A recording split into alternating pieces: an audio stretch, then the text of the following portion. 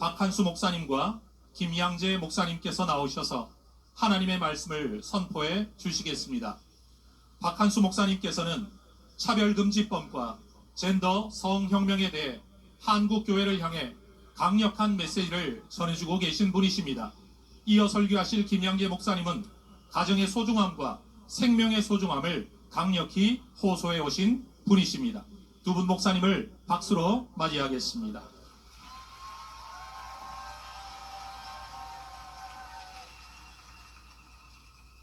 하나님의 말씀입니다. 열왕기상 18장 36절 말씀을 제가 받들어 읽겠습니다.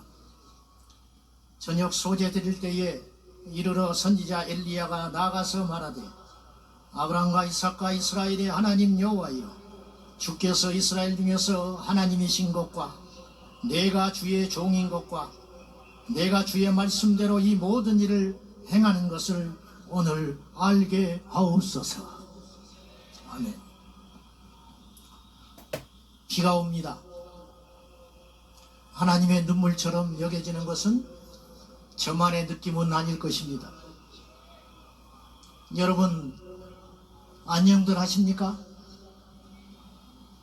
어떻들으면 그렇다고 대답하겠지만, 잠시만 깊이 생각하면 결코 이 세상이 안녕하지 않다라는 것을 느낄 수가 있으실 것입니다. 지난 2021년 2월에 동성 동거 커플 중에 한 사람이 자신의 파트너를 건강보험 피부양자로 인정해달라고 행정소송을 시작했습니다.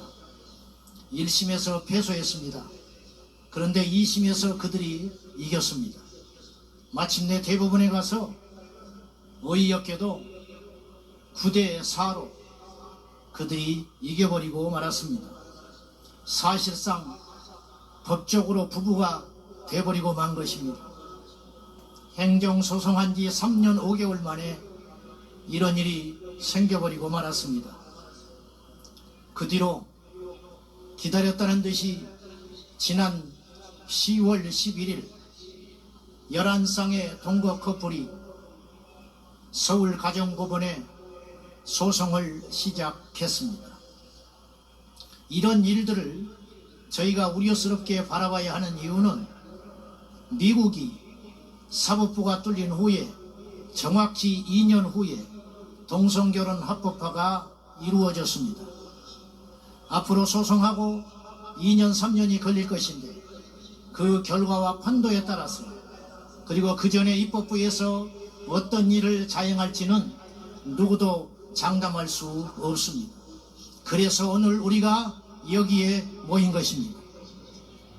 포괄적 차별금지법과 동성결혼 합법화가 이미 제정된 미국이나 서구 국가에서는 기독교 신앙의 자유가 억압당하고, 미국 감리교 목사인 강현중 목사님은 17년 동안 목회하던 교회에서 동성애를 반대했다는 이유 하나만으로 해임당하는 일이 있었습니다.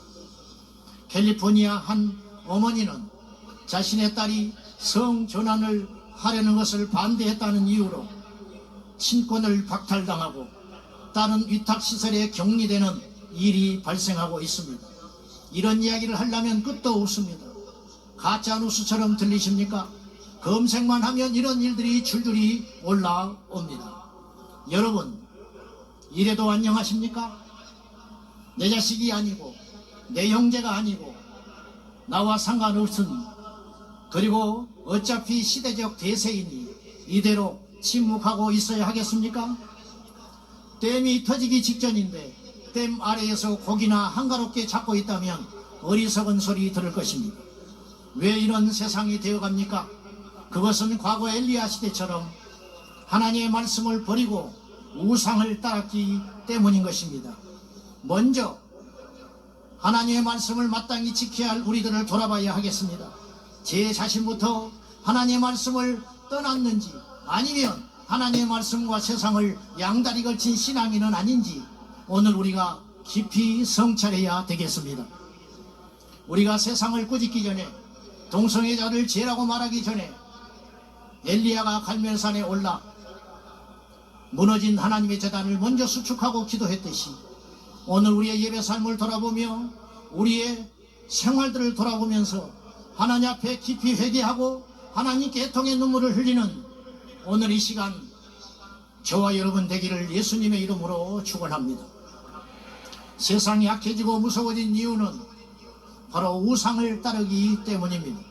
우상은 하나님보다 귀히 여기는 것, 하나님보다 더 즐거워하는 것입니다. 단언코 제가 말하는 건데 이 시대는 하나님보다 쾌락을 더 사랑합니다.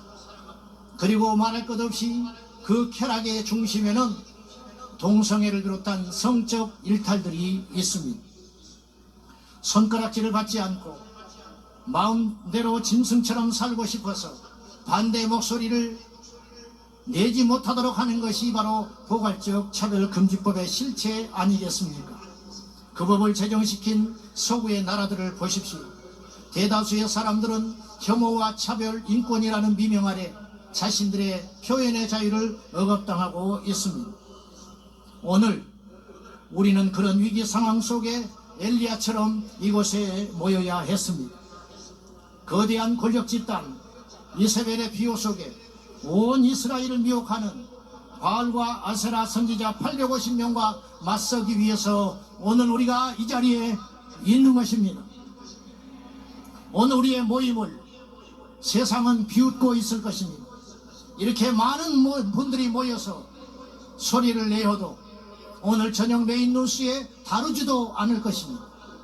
다룬다 할지라도 보수 기독교 단체가 모여서 일부 모여서 시내에서 한복판에 집회를 하므로 교통체증으로 고통을 겪었다는 소리만 하게 될 것입니다. 만약에 100만 명이 동성애를 지지하는 사람들이 모였다면 메인 뉴스로 도배를 하게 될 것이고 전 세계 외신들이 주목하게 될 것입니다. 우리는 포괄적 차별금지법이 통과되지 않았음에도 불구하고 엄연히 차별을 받고 있는 지경에 있는 것입니다. 여러분, 무엇이 두렵습니까? 평판이 두렵습니까? 언론의 보도가 두렵습니까? 세상이 조롱한 것이 두렵습니까? 음행과 일탈을 일삼는 자들도 당당하게 자신의 논리들을 주장하고 있는 이때에 우리가 무엇이 두렵습니까? 우리는 죄가 무섭고 하나님이 두려운 것이지 무엇이 무섭다는 말입니까? 엘리야는 혼자가 아니었습니다. 하나님이 함께 하셨고 바알에게 무릎 꿇지 않은 7천의 용사가 숨어져 있었듯이 여러분, 오늘 여기 모인 우리만 이곳에 있는 것이 아니에요. 하나님이 함께 하시고 여기 오지 못하지만 기도하고 응원하는 700만의 성도가 있습니다. 사랑하는 여러분, 머뭇거리지 마십시오. 바알이 하나님이라면 바알을 섬길 것이고 여호와께서 하나님이시라면 하나님을 섬겨야 할 것입니다. 동성애가 죄가 아니라면 동성애를 지지하시고 동성애가 죄라고 믿어진다면 동성애를 죄라고 분명히 표현해야 합니다. 저는 골든타임이라고 생각합니다. 앞으로 짧으면 3년, 길면 5년 이 안에 우리가 방파제를 세워서 음란의 쓰나미를 막아내지 못하면 우리의 자녀들의 미래는 없을 것이라고 감히 생각합니다. 이 자리에 모여 하나님 앞에 애통하며 기도하는 깨어있는 성도 여러분, 오늘 우리가 여기서 눈물로 땀으로 하나님께 드려지지 아니하면 우리의 자녀들은 피를 흘리게 될 것입니다. 오늘 우리가 여기서 조롱당해야만 우리가 세상의 손가락질을 받고는 하고 하나님께 기도하고 이 포괄적 차별금지법과 동성결혼 합법화를 막아내야만 우리 자녀들은 창날을 받지 않게 되리라고 믿습니다.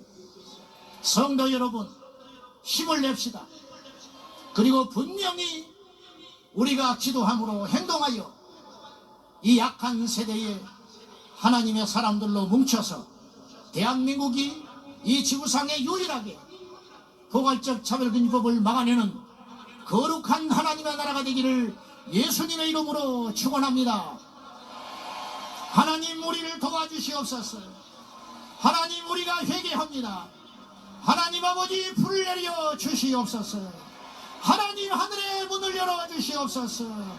예수님의 이름으로 기도하옵나이다.